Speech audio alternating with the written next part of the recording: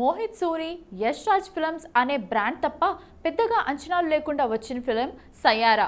New young stars Ahaan Panday, Aneet పడ్డాలతో love and romance చేయించి hit కొట్టేశారు ఫిల్మ్ మేకర్స్.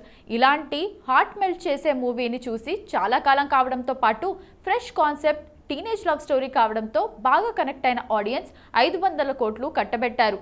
దీంతో అహాన్ పాండే, అనిత్ పడ్డాలకు యూత్లో మంచి ఫాలోయింగ్ ఏర్పడింది. సయ్యారా హిట్తో అనిత్ పడ్డాని గోల్డెన్ ఆపర్చునిటీ వరించిందని టాక్.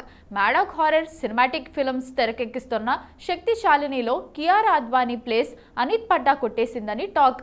అలాగే న్యాయ అనే ఓటీటీ సిరీస్లోకి స్టెప్ ఇన్ అయినట్లు సమాచారం.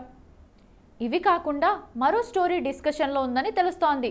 కానీ సయ్యారా హిట్ తర్వాత అహాన్ నెక్స్ట్ ప్రాజెక్ట్ అనౌన్స్ చేయలేదు.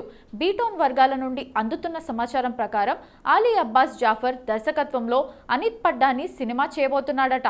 రీసెంట్గా అలీ బడే మియా చోటే మియాతో భారీ ఫెయిల్యూర్ చూశాడు. కానీ once upon a time Yash Raj ఫిల్మ్స్కు మంచి హిట్స్ ఇచ్చాడన్న నమ్మకంతో మరో ఛాన్స్ ఇచ్చాడు ఆదిత్య చోప్రా.